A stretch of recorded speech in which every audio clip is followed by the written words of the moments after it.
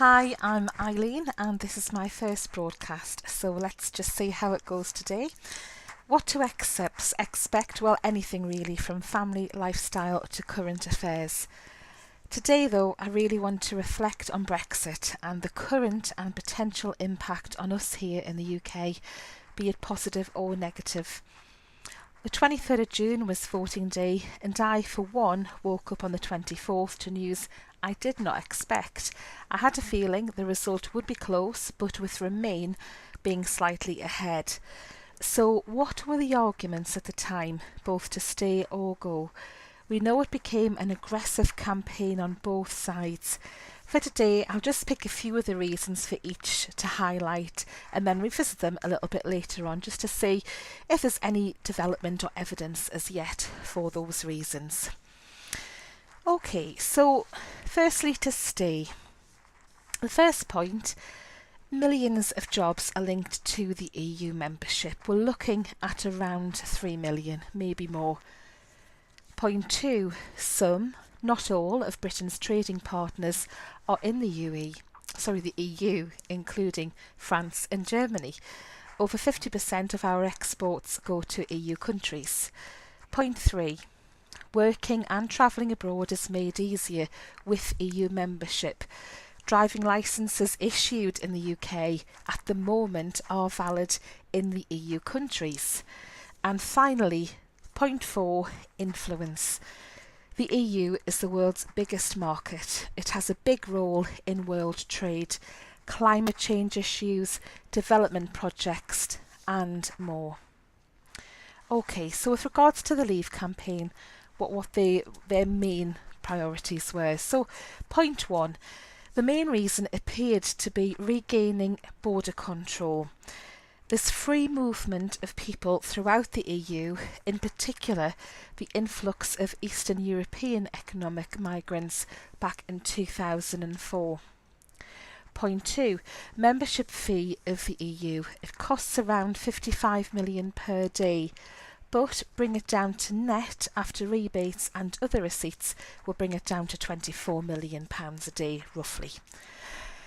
Lack of democracy, point 3. So the European Parliament is directly elected, but the Commission, which proposes the legislation, is not. And finally, for Brexit, point 4, to leave, comparing to other countries which aren't in the EU, for example Norway, they still trade with the EU but aren't bound by EU quotas, so can trade with basically whichever countries they like. So that's just a few of the points for both Leave and Remain. So we voted and we are now out of the EU, or starting the process very soon to take steps for that. Something we have to accept regardless of how we feel.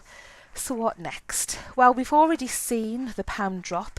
It suffered its biggest loss in recent history, sliding by 8%. However, in the past couple of days it has risen ever so slightly. The UK has been stripped of its AAA credit rating, the highest possible, due to, as quoted from Standard & Poor's rating agency, due to the less predictable, stable and effective policy framework in the UK, which speaks for itself. But a Brexit vote was bound to trigger this. I mean, the UK is volatile now, but maybe not so vulnerable, just for now. We don't have a crystal ball to predict if Brexit is a good thing or a bad thing. I'll just pop my teeth back in there, so it's Brexit.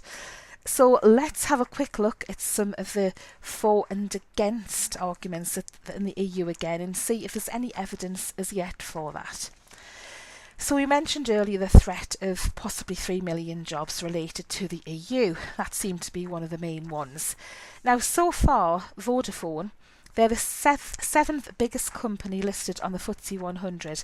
They've stated that they're reconsidering the global headquarters in London and are monitoring the situation very closely.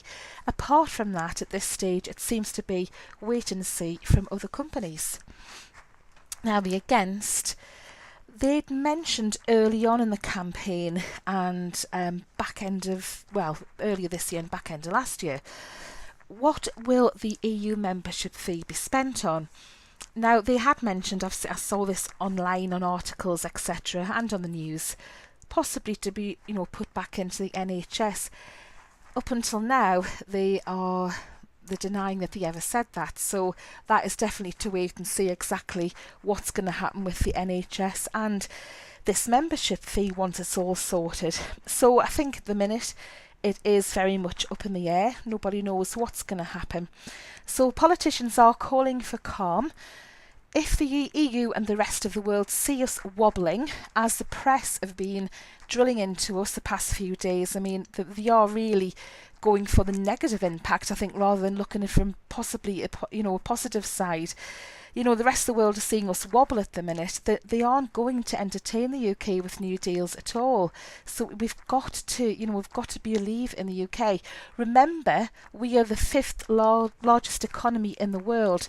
So we have to believe in our island just to get it back on its feet again.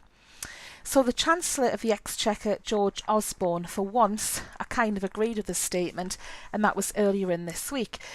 He did say, amongst many words, that the UK is ready to face the future from a position of strength, which, yeah, fair dues for that. Okay, so Article 50 won't be triggered to start the proceedings to leave the EU until the back end of this year. And then we are looking at a couple of years until we leave the EU completely. So we have to have the right leader in power to negotiate all this, which at the moment is the Conservative Party, because it looks like they're trying to delay on a general election until 2020, which it's forecast for. There's been bits of, some are wanting it come October. So again, we'll just have to wait and see what happens for that.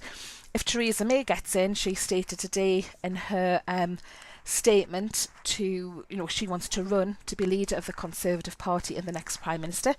She said she basically isn't going to start any negotiations for Article 50 until next year, so it's going to be early next year for that.